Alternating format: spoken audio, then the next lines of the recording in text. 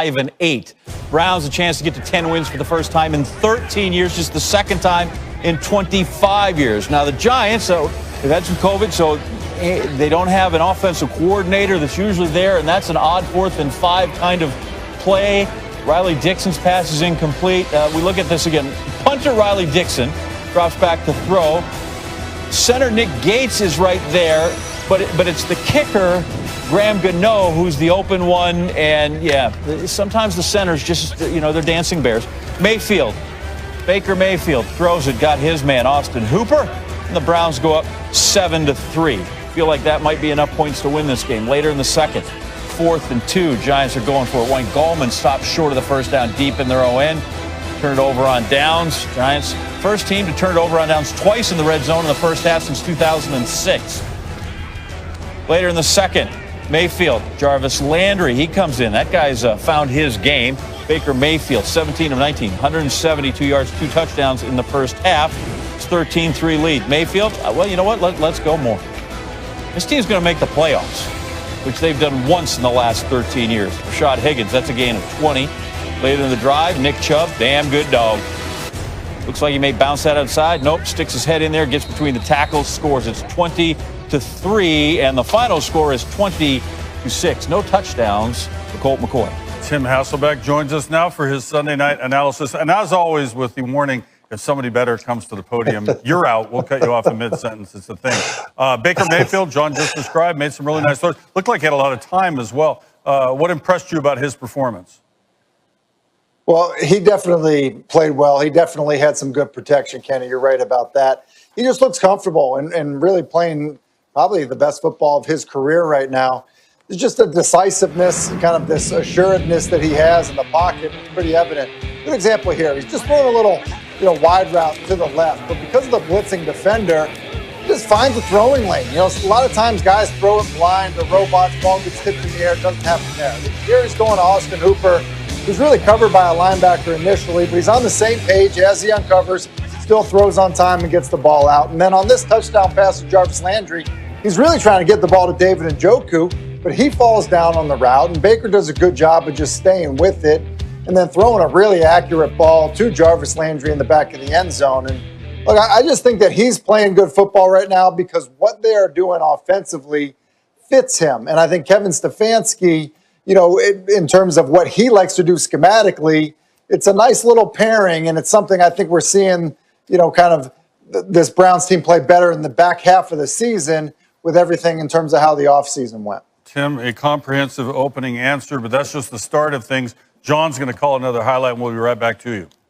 Go back to the NFL now. Tom Brady and the Bucs facing Matt Ryan and the Falcons in the A. Third quarter, Falcons up 17-7. Ryan to Hayden Hurst.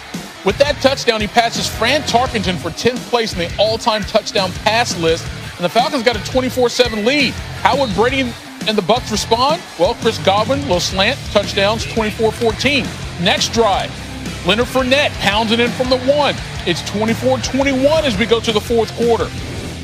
After a pair of field goals from each team is 27-24. Brady, plenty of time, and airs it out to Antonio Brown, who got behind the defense, 46 yards. Brown, his first touchdown adds a buck.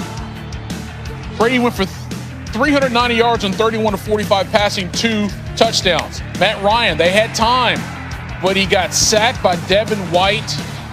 That's your ball game. Bucs win at 31-27 in a thrilling comeback on the road. That's the way we should be playing. As my comments to the team after the game is, if we could play 30 minutes like that, why the hell can't we play 60? And it's frustrating. I couldn't be prouder of our guys. We talked about it at halftime. We got the ball. Go make something happen. I was not real happy that they went back and scored and answered it. But then, we were able to score every time we touched it in the second half. Anytime you play with a guy like Tom, it's encouraging. He done seen it all, done it all, been in so many games, so many situations. So to be in combat with him is, it's just unbelievable. I'm grateful to be on the receiving end side of it. Late in the game, he made a great throw. Everybody hung in there. Got off to a tough start, but found a way to win. And defense came up huge. made some big stops. Offensively, everyone made a bunch of different plays, and it was a great win for our team, and we're going to have to keep building on it. Now, when it comes to all-time lists involving quarterbacks, Tom Brady's at the top of most of them, but not this one. It's because he usually doesn't waste his time by falling behind in the fourth quarter. When he does, though, he still wins. His 39th career win after trailing the fourth quarter came Sunday. That's the second most by starting quarterback in NFL history, behind Peyton Manning's 43. All right, to dig a little deeper into some of the more meaningful games we had on our slate on Sunday, we bring in Tim Hasselbeck and Rob Ninkovich, and we got to talk about the Chiefs and the Saints in a moment. That game, I mentioned Derrick Henry. His nickname is King, and if anyone deserves to wear a crown right now, it's him. Of course, he won the rushing title last year. His first rushing score on Sunday, he became just the fourth player in NFL history with at least 15 rushing yards, 1,500, and 15 rushing touchdowns in consecutive seasons. Our Jaguars, Ravens, Lamar Jackson doing some things. Biding time. He's going to tuck in and run it, right? Nope. He throws to Dez Bryant in the end zone for the touchdown. And how does Dez celebrate? I mean, it's been a minute. Oh, yeah, he dropped the X on him. His first receiving touchdown since December of 2017. Yeah, I feel you. Drop that X. He and John Harbaugh, nice little hug there. Ravens will take a big lead at the break, and then here Lamar into the end zone. 243 passing yards, 4 touchdowns for Lamar Jackson. The Ravens win it in a blowout, 40-14. They were hyped to win, and for Dez. Commend our offensive coaches and our players. We have a clear vision of what we want to try to do, and then, the key is executing it, and doing things the right way at a high level. So we've had a chance to practice. We've just got to keep getting better. We've just been bonding with each other a lot more, ever since I came back from the COVID and stuff like that when we were on the field. And our guys just been, focused, and that's what it's just showing out there on the field. I had to hold back my tears, because, like I said, it was very emotional. Like I said, that love is real. Like, I'm not joking when I say that. These guys here, they are 100. They are amazing. The special thing about me throwing up the X, the meaning is the X out negative, to truly never give up, to beat the odds, to destroy adversity. I felt like, everything we were doing, they had an answer for it. I thought they played really well, and we didn't execute consistently enough in the first half. November was a very challenging month for Baltimore, to say the least. Of course, you had the COVID-19 outbreak. Lamar Jackson missed time. Their offense was kind of suffering. But the last 3 games, now granted, it helped when you play 2 of those against the Jags and the Cowboys. The Ravens have found their footing, scoring nearly 40 points per game and being the most efficient offense in the league, according to ESPN's FPI. Out there, and that right there is an accomplishment as far as I'm concerned. Fair catch called, 44-yard punt for Sanchez. But here, gets another one. Bounce, end up rolling inside the 20-yard line. 47-yard punt there. 2 punts on the day, totaling 91 yards. But again, just good to see him back on the field. Throughout the process, there were so many people that reached out, and I'm just grateful for everybody, really. To be able to go out there with my teammates today, it's a huge blessing. And I love being around them. I love being around the coaches, all the players, the fans out here.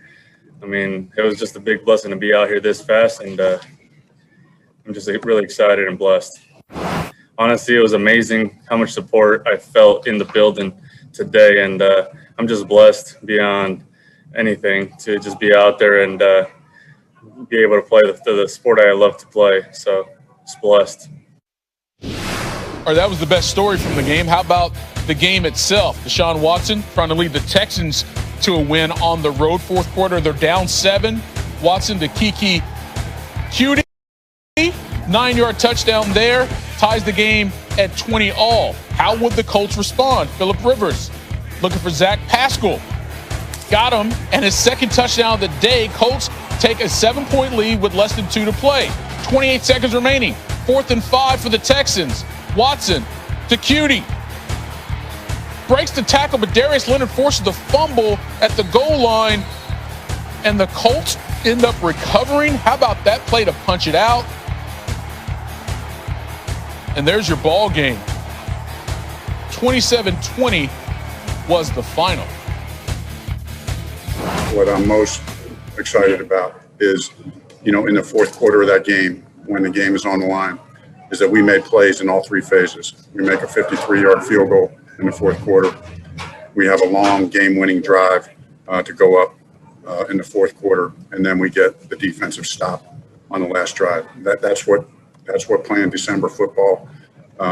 That's meaningful. That's what it takes to continue to build the DNA and who we are and where we believe we're going. I feel bad for them, just like I feel bad for myself, in the organization, because we didn't win, because we're in a win or lose business. But I told them that the way that they fought, because we talked about it the night before, of playing every play and putting plays behind us and then playing the next play. And I thought that they did that today. They came out and they fought and they kept playing, and we had a chance to win. All right, Derrick Henry and the Titans looking for their first 10-win season since 2008, hosting the Lions. Second quarter, Tennessee up 14-7. Henry, who's got a better stiff arm than Derrick Henry? Well, I think Alexander Myers would vote for nobody. Henry, 24 carries, 147 yards. More on him in a moment. Later in that same drive, Ryan Tannehill, he's not the runner Derrick Henry is, but he can go 17 yards for the touchdown, right? Of course he can. Tannehill, 5 combined touchdowns, most in a single game of his career. Titans win at 46-25. You appreciate today, you appreciate the win, but 10 wins means nothing. We have bigger goals than that. We just want to find a way to end each week 1-0. So we did that this week. We're successful. Now we have to find a way to do that next week. I think for us it's just tunnel vision, focus on what's at hand and not get too caught up in everything else going on. What we need to do as a team to, be better on all three phases and go out there and win on Sunday. You can't control all the outside stuff, just control what we can control. And that's how we play together in all three phases. Our guys are fighting tooth and nail. We're down some guys, and we know that. But we knew it was going to be – that's a really talented offense. They've got one of the best backs in the league, a quarterback playing at a really high level, and some really talented guys on the outside. We knew we were going to have to score points, and we just, got close too many times, turned it over, and that hurt us. All right, I mentioned Derrick Henry. His nickname is King, and if anyone deserves to wear a crown right now, it's him. Of course, he won the rushing title last year. His first rushing score on Sunday, he became just the 4th player in NFL history with at least 15 rushing yards.